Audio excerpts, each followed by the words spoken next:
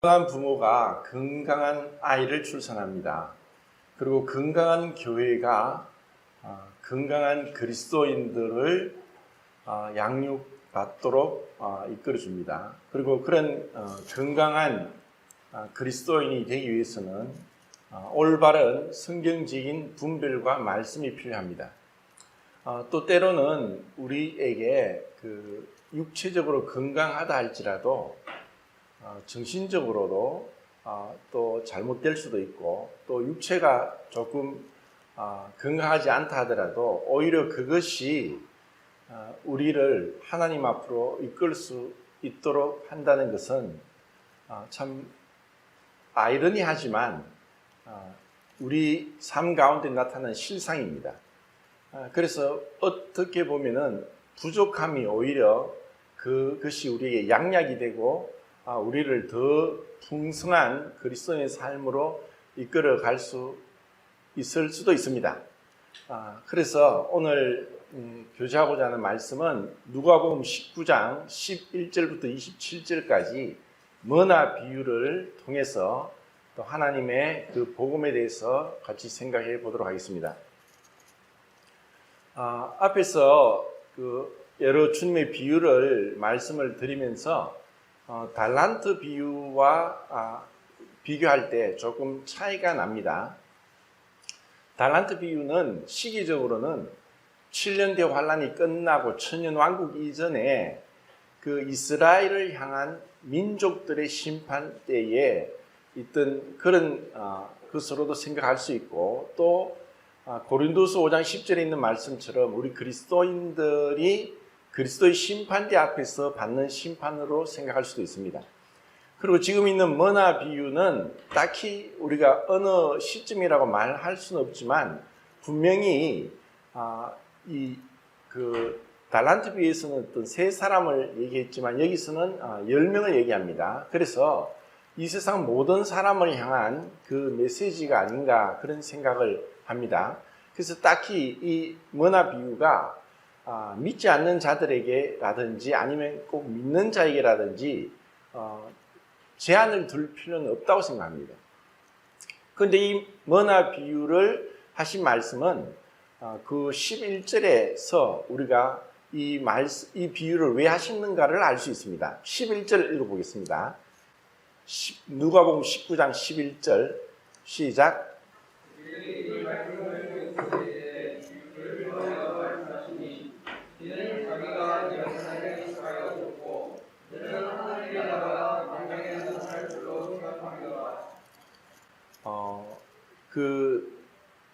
제자들뿐 아니고 사람들 향해서, 어쩌면 그 앞에 있는 삭개오의 집 안에서 주님께서 말씀하시지 않나.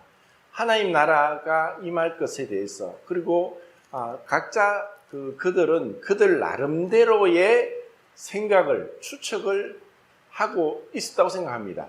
그래서 당장이라도 하나님 나라가 임할 것 같은 그런 생각을 할 수 있었을 것인데, 예수님께서는 이러한 비유를 하실 때 우리는 잘 모르지만 그 당시에 이 말씀을 들었던 그 제자들과 삭개오의 집안에 있던 사람들은 주님께서 어디에 빗대어서 이런 말씀을 하시는가를 짐작할 수 있었을 것이라고 생각합니다.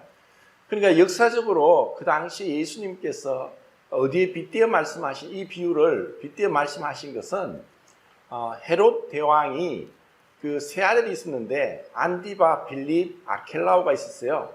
근데 그 중에 아켈라오가 참 많은 악행을 저질렀는데 유월절 예루살렘에서 유대인들 한 3,000명을 죽였다는 기록이 나와요. 그래서 그가 분봉왕이 되는 데 있어서 헤롯 왕은 세 아들에게 그 유대를 나누어서 통치하도록 했는데, 그 아켈라오가 왕이 되는 걸 원치 않았고, 그런 민심을 누그러뜨리기 위해서 아켈라오가 아구스에게 가서 그 왕위를 받아 가지고 오는 그런 상황이었고, 그래서 BC 4년부터 AD 6년까지 통치를 했지만 결국에는 유대인들이 그 로마에 사람을 보내서 아켈라오를 끌어내리는 그런 사건이 있었습니다. 그래서 예수님께서 이러한 것을 빗대어 말씀하셨지만 그들이 알아듣기 쉽도록 하기 위해서 말씀하셨어요. 그런데 실상은 우리는 이 머나 비유를 통해서 우리 모두에게 구도자에게뿐 아니라 성도에게도 이 말씀의 중요성을 생각해야 되고, 또 복음을 깨닫고 나서도 우리에게 이 머나 비유가 얼마나 중요하고 또 마음에 새겨야 될 교훈이고 삶 가운데서 어떻게 실천해야 되는가를 우리는 생각해 봐야 됩니다.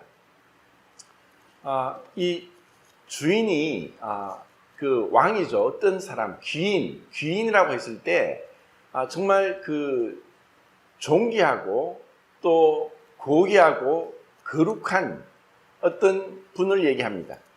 주님께서 누가복음에서 자신을 가르쳐서 인자라는, 또 다른 복음서에서도 인자라는 표현을 쓰셨는데, 그것은 정말 그 주님의 그 겸손하심을 너무나 잘 나타내는 말씀이라고 생각할 수 있습니다. 인자는 사람의 아들이란 말씀으로 자신을 가르치셨어요. 그러니까 그 인자 되신 그 주님께서 지금은 사람들이 잘 모르지만 마치 어떤 귀인이 왕위를 받기 위해 간 것처럼, 근데 왕이지만 그 왕됨을 아직 사람들이 모르고 있다는 것입니다. 근데 그렇게 가기 전에 한 문화씩 10명의 종들에게 한 문화씩 다 주었습니다. 여기서 머나라는 그 화폐 단위는 헬라의 화폐 단위인데 달란트의 60분의 1밖에 되지 않는 지극히 작은 것이라고 볼 수 있습니다. 그래서 이렇게 정말 작은 한 머나를 맡기셨고, 그리고 그것을 다시 돌아와서 그 한 머나로 어떻게 한 것을 회개하는 그러한 모습을 여기서 말씀하고 있습니다.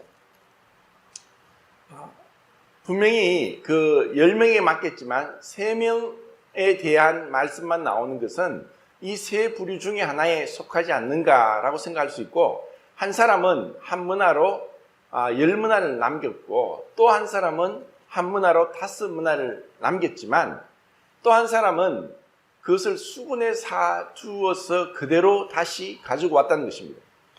달란트 비유에서는 그 달란트를 땅에 묻었다고 했는데 머나에서는 수군에 사두었다고 합니다.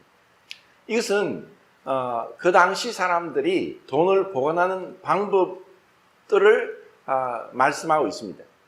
땅에 묻든가 아니면은 수군에 사두고, 또 과거에 우리 중에도 좀 연세 드신 분들은 은행에 돈을 맡기보다는 방 바닥에 장판 밑에다가 돈을 깔아둔 그런 분들도 있었고, 또 어떤 정말 욕심 많은 구두쇠는 그 돈을 은행에 맡기지 않고 집안에 벽에다가 넣어두고 또 세면을 바르는 그런 사람들도 있다는 얘기가 들립니다. 하여튼 이러한 그 한 머나를 이렇게 수건에 꼭꼭 사두었다가 주인에게 오는 그 세 부류를 한번 생각해 보도록 하겠습니다. 우선은 그 10문화를 남겼던가 또 5문화를 남겼다는 것은 그것에 대한 어떤 우리가 비교를 해서 10문화 남긴 사람이 훨씬 더 잘했고 5문화 남긴 사람이 못했다는 그러한 의미로 우리가 받아들여서는 안 된다고 생각합니다. 왜냐하면 우리에게는 능력의 차이가 다 있습니다. 이것은 타고난 것이고, 또 어쩌면 타고난 이후에 후천적으로 자신이 어떻게 노력해서 그 결과가 많이 차이가 날 수도 있기 때문에 똑같이 어떻게 비교를 하는 것은 올바른 것이 아니라고 생각합니다. 세상에서는 끊임없이 이렇게 비교를 하고 우열을 가려서 그 잘한 사람에게 더 많은 보상을 주고, 또 그렇지 못한 사람에게 보상을 덜 준다는 그런 생각을 할 수 있고, 또 여기서 주님께서 있는 자는 그 있는 것을 더 받게 되고 없는 자는 없는 것도 뺏기게 될 것이다. 그래서 한 문화를 수군에 사둔 사람이 그 한 문화를 빼앗아서 10문화를 남긴 사람에게 주라고 하신 말씀을 생각하면서 세상에 있는 것처럼 부익부 빈익빈의 모습이 아닌가 생각할지 모르지만 이것이 그런 세상적으로 말한 그런 의미가 아니라 계시록의 마지막 22장에도 나오듯이 거룩한 자는 더욱 거룩해지고 악한 자는 더욱 악해진다는 말씀처럼 분명하게 이 세상에 똑같이 우리가 똑같은 조건 가운데 살고 있지만 결국에는 어마어마한 차이가 난다는 것을 우리에게 이제 상기시켜 준다는 말씀이라고 생각합니다. 자, 우선은 그 10문화와 5문화를 남긴 사람들을 바라보면서 이들은 16절, 17절에서 또 분명히 한 문화 남긴 사람도 그렇지만 그들이 분명히 알았던 것은 뭐냐면은 그것이 자기 것이 아니라는 것을 알았습니다. 주의 한 문화로 이렇게 이야기합니다. 주님이 주신, 주인이 주신, 귀인이 주신 그 한 문화를 가지고 이것을 남겼다는 것입니다. 우리 구원받은 자들에게나 또 구원받지 못한 자에게 항상 우리가 명심하고 새겨야 될 것은 사도행전 20장 21절 말씀에서 하나님께 대한 회개와 주 예수 그리스도에 대한 믿음을 증거하는 것이 복음이라고 했습니다. 그래서 복음은 첫 번째 하나님께 대한 회개가 우선되고 그러고 나서 주 예수 그리스도에 대한 믿음이 요구됩니다. 이 하나님께 대한 회개가 없이 주님의 그 복음, 십자가 복음을 받아들이고 제사함을 받았다. 나는 이제 천국 간다. 나는 거듭난 하나님의 자녀다. 라고만 했을 때에 그것은 심각한 문제를 초래할 수 있습니다. 왜냐하면 분명히 사도들이 전한 복음에는 하나님께 대한 회개가 있었기 때문입니다. 제가 전에도 말씀을 드리면서 믿음에 대해서 좀 세밀하게 분석을 하면은 믿음의 본질이 뭐라고 했습니까? 자기 부인이라고 했습니다. 믿음의 결과는 순종입니다. 믿음의 원인은 회개입니다. 회개가 없이 믿기만 믿는다는 것은 마치 한 손에는 세상을 잡고 한 손에는 천국을 잡는 것과 같은 모습입니다. 예수님이 분명히 마태복음 6장에서 한 사람이 두 주인을 섬기지 못할 것이로되 한 주인을 사랑하고 다른 주인을 미워하게 되는 것처럼 하나님을 사랑하든가 세상을 사랑하는가 그 둘 중에 하나지 하나님도 사랑하고 세상도 사랑한다는 삶을 살아가는 자들도 있습니다. 그렇게 살아갈 때 분명히 지금 10문화를 남기고 5문화를 남긴 사람은 될 수가 없습니다. 세상에서도 성공하기 위한 여러 가지 원칙, 법칙이 있는데 딱 두 가지를 꼽으라면 아니어도 다른 것도 있겠지만 제가 볼 때는 선택과 집중입니다. 흔히 그런 말을 합니다. 한 우물을 팔아. 이것도 하고 저것도 하고 다 이렇게 벌려놓지만 흔히 낚시를 가서 낚싯대 하나를 들이는 것보다 10대, 20대를 두면은 고기 잡을 확률이 더 높아진다. 그리고 한 곳에 아니라 이곳저곳 여러 곳에 낚싯대를 펼쳐두면은 고기 잡을 확률이 더 많지 않는가? 분명히 그럴 수 있습니다. 그렇지만 그 혼자서 그 모든 낚싯대를 10대, 20대, 30대 이상을 살펴보고 적재적소에 찌가 움직일 때 그것을 낚싯대를 들어서 고기를 잡는 것은 집중되기가 어렵습니다. 그렇기 때문에 세상에서 성공하기 위해서는 선택을 하고 집중을 해야 된다는 것입니다. 미국의 시인 그 프로스트가 쓴 시에도 두 길이라는 그런 시가 있죠. 두 길 중에 어느 길을 갈까 망설이다가 한 길을 택했습니다. 결국은 길을 가다가 자기가 택한 그 길에서 벗어나서 다른 길로 가는 것은 불가능합니다. 우리도 우리의 삶을 어떤 삶을 살 것인가? 우리가 하늘나라를 향해서 천성을 향해서 나아가는 삶을 살고 있는데 많은 그리스도인들은 그 천성을 향해서 가는 천국 시민권은 놔두고 이 땅에서도 사람들에게 존경받고 명예를 누리고 부귀영화를 누리고자 하는 그런 마음을 가지게 될 때 이 열 문화와 다섯 문화를 남긴 사람들처럼 되기는 쉽지 않다는 생각이 듭니다. 영국의 유명한 경찰국장을 하셨던 그 그리스도인이 있었는데 그 영국의 그 수상이 그분에게 또 어떤 중요한 직책을 맡기려고 하니까 단호하게 거절했습니다. 왜 거절했느냐? 세상적인 명예와 또 권력을 갖는다는 것보다 더 중요한 것이 어디 있겠습니까? 그런데 그 경찰국장을 하는 그리스도인은 저는 사양하겠습니다. 저는 주일날 주일학교 교사 일이 더 중요하기 때문에 더 이상 시간을 낼 수 없습니다. 그것이 그 사람이 가지고 있던 가치관이었습니다. 우리가 어떤 주님의 일을 하는 데 있어서 시간이 나니까 또 해보고 싶으니까 또 떠밀려서 하라고 하니까 그렇게 한다면은 이것을 끝까지 지속할 수 없습니다. 주님은 여기서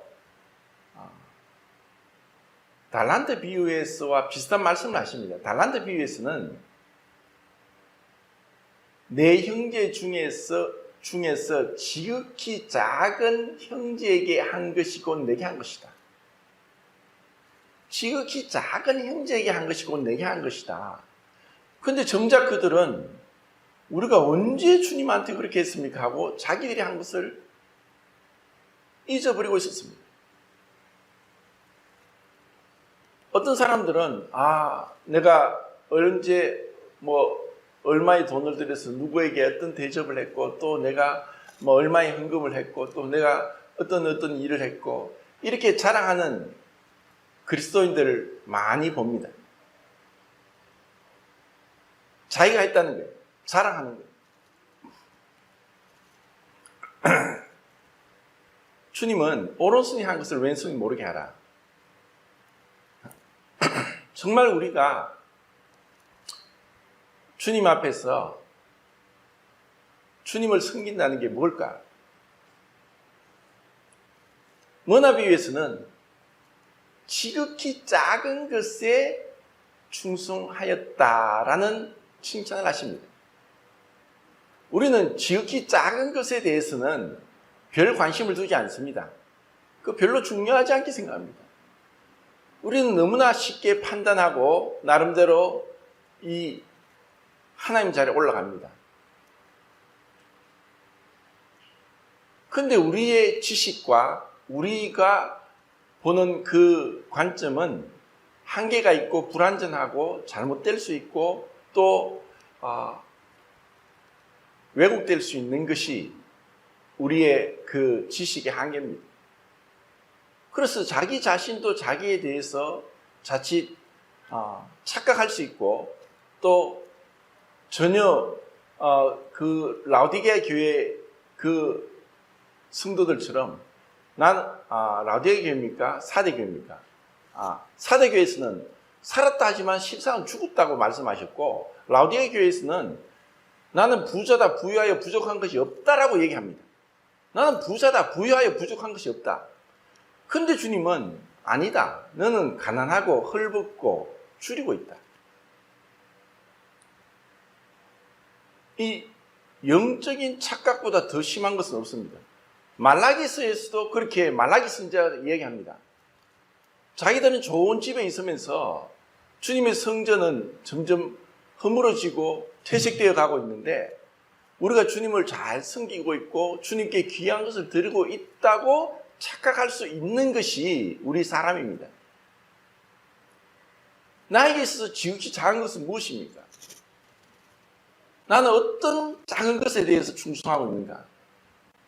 우리가 작은 것에 충성하지 못하면서 큰 것에 충성하는 것은 어불성설입니다.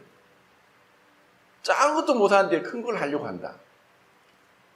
모든 것에는 단계가 있고, 그리고 기초가 든든해야 또 건물이 높이 올라가듯이 우리가 이런 삶에 있어서 기본적인 자세가 바로 되지 않으면 결코 우리가 열매를 맺을 수가 없습니다. 14절 읽겠습니다. 시작.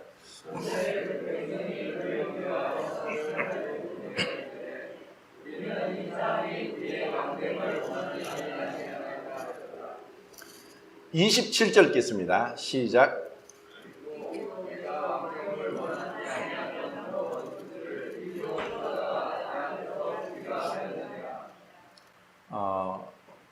결국 우리가 구원받고 복음을 받아들이는 것은 내가 왕이 아니다. 내가 하나님이 아니다. 내가 주인이 아니다.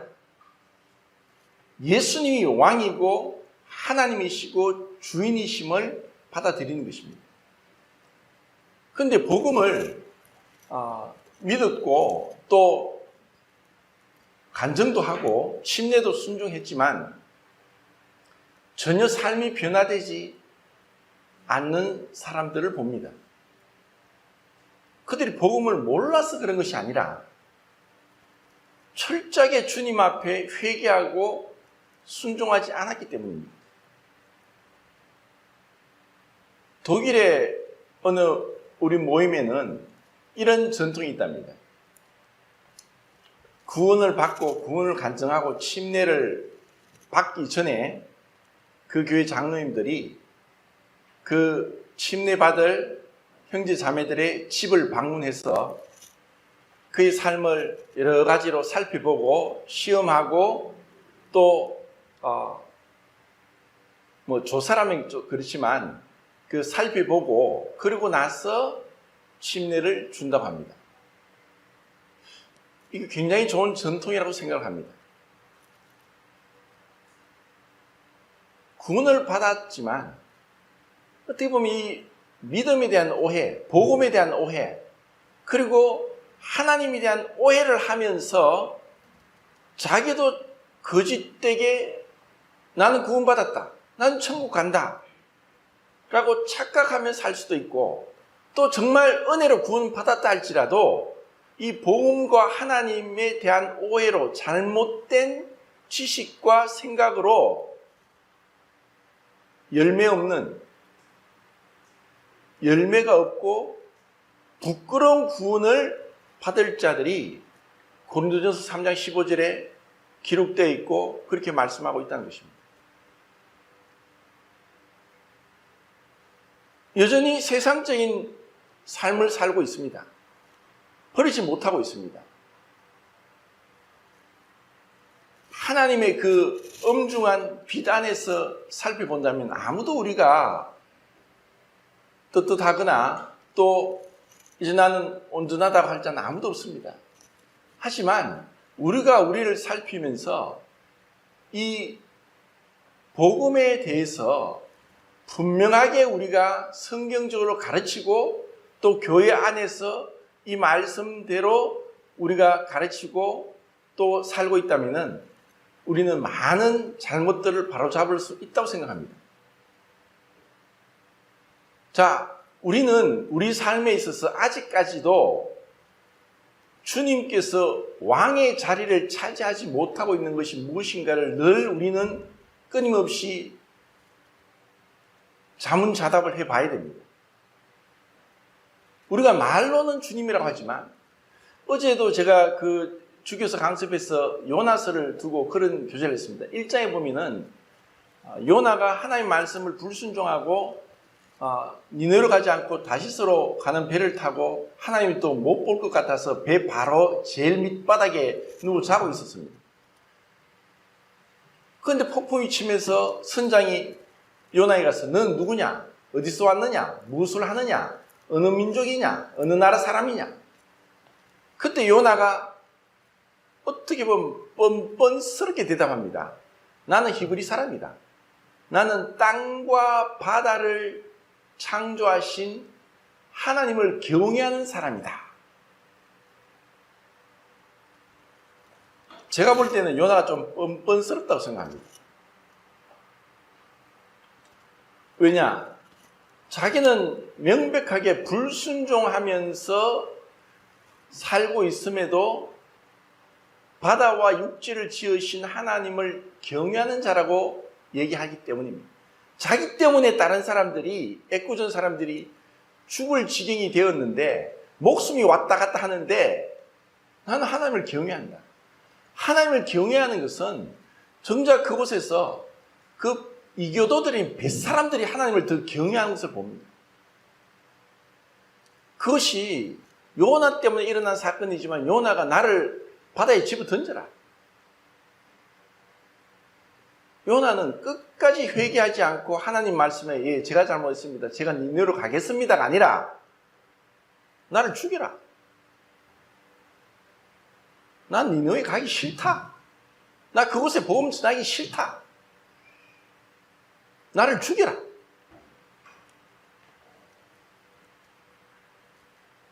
사실 사장 끝까지 가면서 감사는 있고 죄언신은 있고 그 상황을 설명하고 하지만 니느웨 사람을 향한 하나님을 향한 회개와 니느웨 사람을 향한 긍휼한 마음은 전혀 없는 요나를 봅니다. 우리는 어떻습니까? 우리가 말은 잘합니다.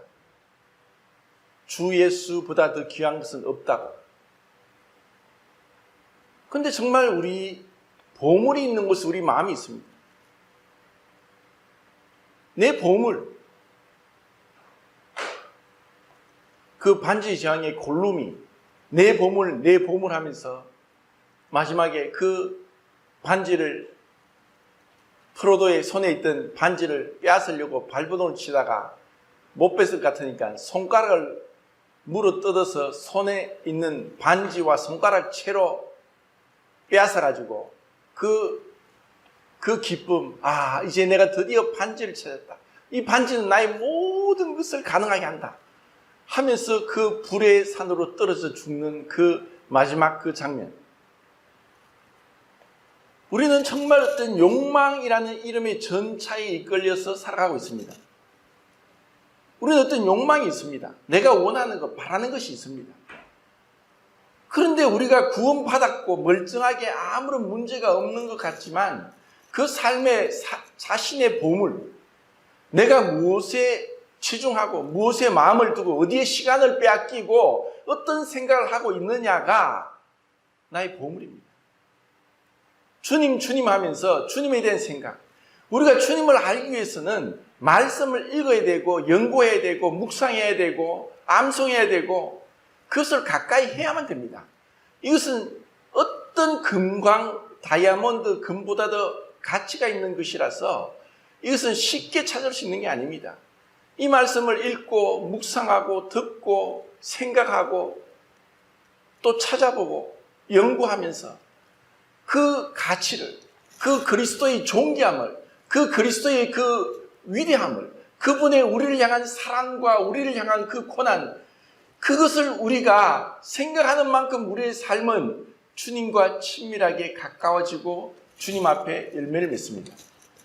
그 열매가 10모나 5모나 있는 열매가 첫 번째는 우리의 인격적인 그리스도를 닮는 것이고 거룩한 삶을 사는 것이고 두 번째는 우리의 삶을 통해서 열매가 나타나는데 복음이 증거되고 그리고 사람들이 변화받고 그리고 양심의 가책을 받고 찔림을 받아서 주님을 향한 삶을 살 수 있는 헌신하는 마음이 일어나도록 하는 이와 같은 전도와 성도들을 향한 그러한 어떤 변화된 삶을 일어나게 하는 이러한 열매가 하나도 없이 그저 나는 주님 나라 간다. 주님 나라 가면 이제 이 땅에 있는 모든 슬픔, 고난, 눈물 다 씻고 영생복락을 누린다. 그렇게만 천국을 생각한다면은 이 10모나 남긴 사랑과 다스림을 남긴 사람하고는 완전히 다른 삶입니다. 이들은 이것에 집중했습니다. 이것은 주님 것이다. 작은 것이지만 내가 이것을 위해 힘을 다해서 충성을 다해서 나가고 있다. 그리고 그 삶에 있어서 자기가 주인이 아니라는 것을 분명히 알고 있는 사람들입니다. 우리는 너무나 많은 부분에 주님을 뒷자리로 밀어내고 우리가 주인 노릇하면서 살아가고 있습니다. 그러면서도 입술로는 주님 주님 합니다.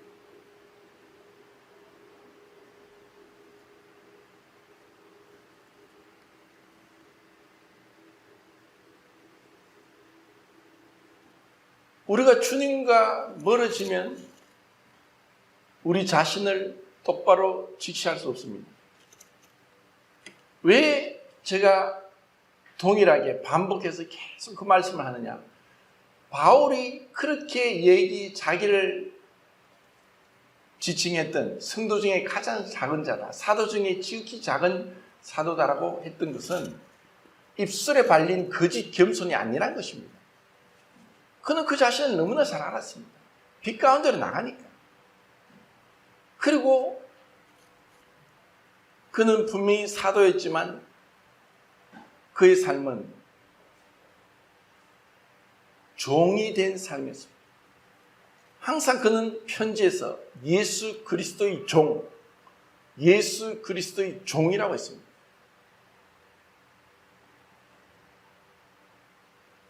지금 우리는 민주주의, 자유민주주의 세상에 살면서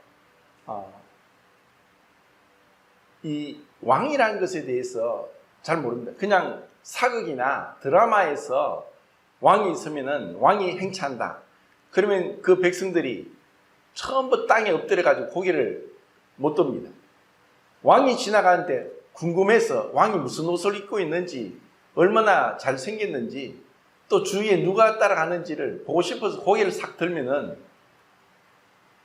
죽임을 당합니다. 그런 왕권 시대가 있었습니다.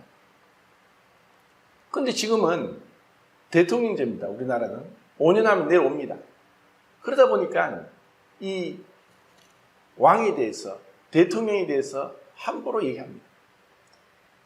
우리가 복음을 깨닫고 교회에 와서 첫 번째 배우는 것은 뭐냐? 권위에 대한 순종을 배우는 것입니다.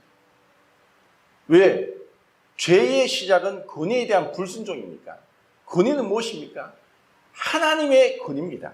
하나님의 왕되심, 하나님의 주되심, 하나님의 재판장 되심에 대한 순종을 얘기합니다. 그런데 죄는 그 권위를 무너뜨렸습니다. 그러면 하나님에 대한 권위에 대한 순종은 무엇으로 나타납니까? 율법에도 민수기에 보면은 시집가지 않은 딸에 대한 절대적인 권위는 아버지가 가지고 있습니다. 딸이 잘못된 서원을 했다. 그러면 아버지가 그 서원을 풀어줄 수 있고, 잘못된 서원을 풀어서 그 딸이 잘못된 서원으로 인해서 하나님 앞으로 징계를 받게 하지 않을 수 있는 권한이 아버지에게 있었습니다. 그리고 그렇게 권위 가운데 하나님이 우리를 두셨습니다. 첫 번째 우리가 보이지 않는 하나님에 대한 권위를 배우는 곳이 가정입니다. 우리가 무엇을 배워야 되느냐? 흔히 그런 얘기합니다. 예수 믿기 전에 복장부터 고치라. 사람이 되라.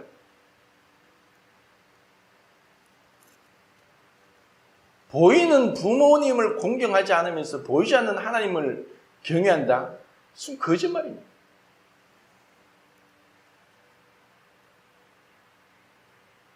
하나님은 우리의 삶이 다 질서에 맞게 맞춰서 정해지겠습니다.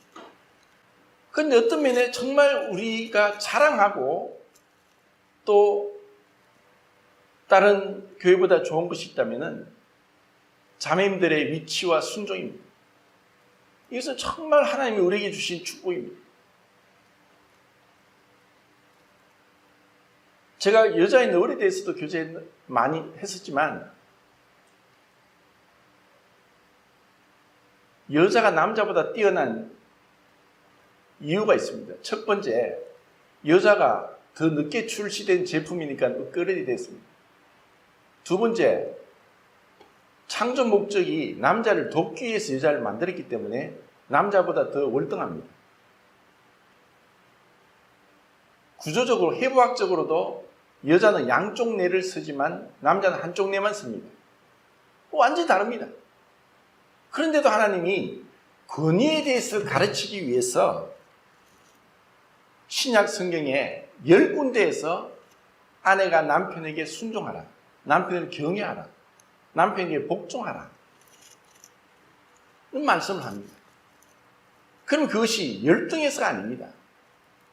이것을 너무나 분명하게 보여주는 것이 경륜적 삼위일체 가운데 예수님이 하나님 아들로 오셨습니다. 철저하게 아버지 앞에 복종합니다. 우리에게 참된 순종을 가르쳐주기 위해서입니다. 이걸 배우지 못하면은, 그렇기 때문에 가정에서는 부모, 그리고 더 좁게는 남편입니다. 그 권위에 대해서 순종을 배워야 됩니다. 그리고 그 다음은 교회에 대한 권위입니다. 우리가 교회에서 그리스도의 예절대로, 성경대로 배우지 못하면 교회를 함부로 생각합니다. 만약에 직장을 나갔는데 내가 일이 있어 못 나가면은 통보를 해야 됩니다. 내가 일이 있어서 못 나간다고 통보도 하지 않고 무단 결근하면 회사에서 잘립니다. 교회에 오는데 일이 있어서 못 온다. 그럼 누구라도 연락을 해야죠. 일이 있어서 못 간다. 이것이 사람이 사는 예입니다.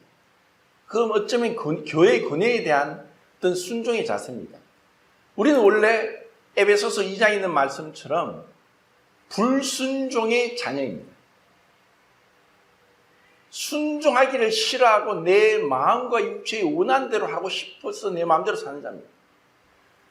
그런데 지금 구원받았다고 하는 자들이, 많은 사람들이 교회의 권위를 업신여기고 자기 마음대로 사는 사람들이 많이 있습니다.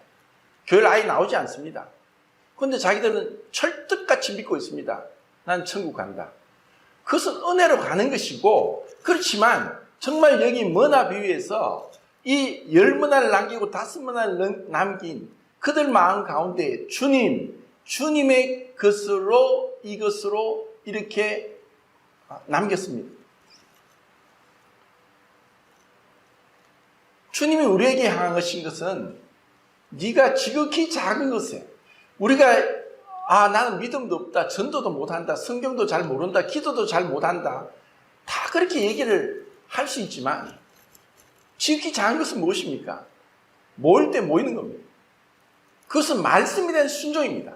말씀에 대한 순종은 하나님 권위에 대한 순종입니다.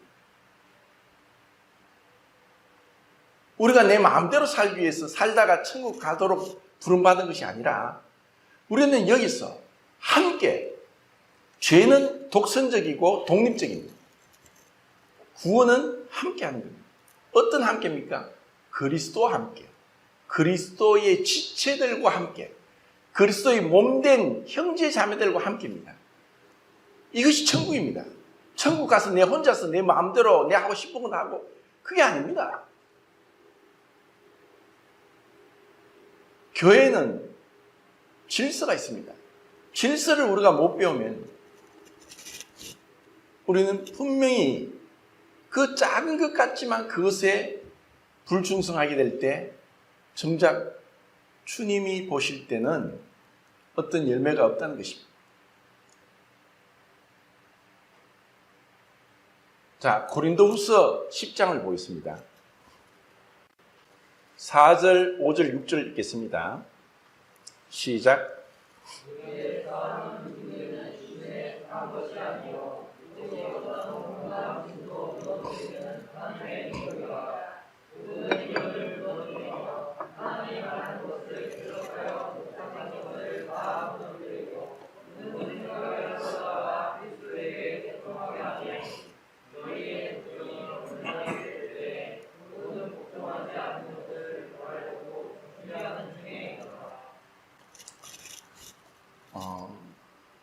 우리에게는 그 수시로 불쑥 알게 모르게 자연스럽게 그렇게 올라오는 불순종의 씨가 우리에게 깊이 내재되어 있습니다. 이것은 주님의 십자가를 바라볼 때 분명히 나타납니다. 주님이 왜 그렇게까지 처절하게 그 십자가에서 고난을 받으셔야 했던가? 그 모든 것들이 우리가 왕의 권위를 불순종하고 왕의 권위를 인정하지 않았기 때문에 온 결과입니다. 우리가 왕이 되었고 주인이 되었던 것입니다. 그리고 이제 은혜로 구원받았습니다. 그런데도 우리는 끊임없이 높아지려는 마음과 생각들, 대접받고자 하는 마음들이 있습니다. 그래서 우리는 그리스도를 대적하여 높아진 생각들을 사로잡아 그리스도께 복종케 하는 것을 훈련하는 곳이 신앙이고 교회입니다. 교회에서 그냥 편안하게 문제없이 이렇게 살다가 간다면은 어떻게 보면 가장 최상의 바라는 그러한 신앙이 될지 모르지만 때로는 우리에게 고난이 필요하고 또 어려움이 있고 이런 것들을 통해서 주님이 우리를 낮추시고 깨뜨리십니다. 그리고 우리로 하여금 항상 두 가지를 생각해야 합니다. 믿음은 자기 부인이라고 했는데 결국 주님께서 십자가를 지시면서 걸으셨던 그 길만이 우리로 하여금 참된 그 열매를 맺게 하는 것입니다. 죽음이 있어야 부활이 있고 고난이 있어야 영광이 있고 내어줌이 있어야 우리가 얻는 것이 있습니다. 낮아져야만 높아질 수 있고 또 우리가 잃어버려야만 얻을 수 있습니다. 이것이 복음의 비밀이고 이것을 우리는 이 땅에서 그렇게 주님을 따라가게 될 때, 묵묵히 그 길을 따라갈 때 언젠가는 주님이 말씀하실 것입니다. 지극히 작은 것에 충성하였구나. 내가 큰 것을 내게 맡기겠다. 그래서 오늘 말씀 중에서 내 삶 가운데 아직까지 주님께 왕의 자리를 내어드리지 않은 게 무엇인가? 그리고 나에게 있어 지극히 작은 것은 무엇인가? 그리고 내가 그것을 지속적으로 끊임없이 계속해서 해나가고 있는가? 정말 내가 스스로 주인이라고 생각하는 것을 볼 수 있게 해주시고 은혜로 참으로 하나님 앞에 작은 것에 충성할 수 있도록 어떤 성도님과 오랜만에 만나서 어떤 형제님, 자매님 얘기를 했습니다.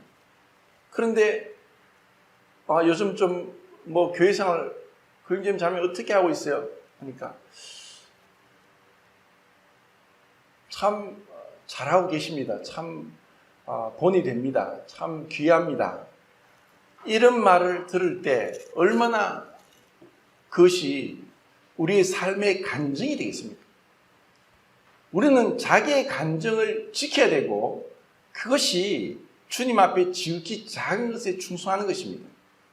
내 삶의 간증은 엉망이면서 머리만 커지고 높아져서 자기가 마치 재판장 되는 것처럼 판단하는 게 우리 인간이기 때문에 정말 내 간증을 지키면서 지극히 작은 것에 충성한다는 마음으로 살아간다면 주님께서 우리에게 분명히 놀라운 상급으로 우리를 보상해 주실 것입니다.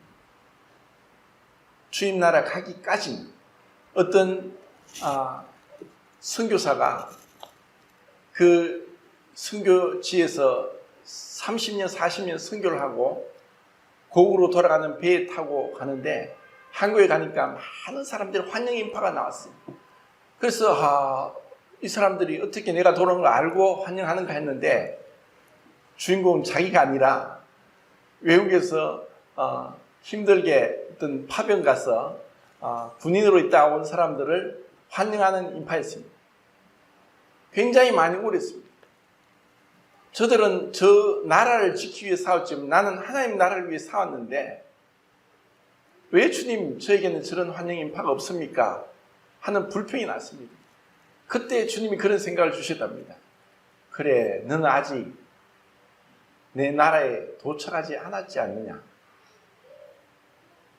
우리가 주님 나라 도착하기 전부터 미리 샴페인을 터뜨리고 자축하는 것보다 주님은 아시죠? 저는 그냥 믿음으로 주님만 바라보고 그렇게 왔습니다. 하고 주님 앞에 겸손하게 섬길 때, 그리고 순종하면서 말씀에 따라 그렇게 살 때, 그때 주님이 우리를 칭찬해 주실 것입니다. 감사합니다.